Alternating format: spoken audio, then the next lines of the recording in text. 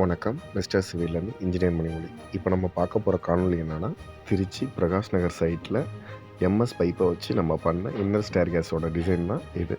இந்த டிசைன் நம்ம நினச்ச மாரி கொண்டு வரதுக்கு நம்ம எப்படி மெனக்கெட்டிருக்கோன்றதை இந்த காணொளி மூலியமாக தெளிவாக பார்க்கலாம். மேலும் இதை பற்றிய சந்தேகங்கள் இருந்தால் கருத்துரை பகுதியில் கேட்கலாம். தேங்க்யூ. Let's go.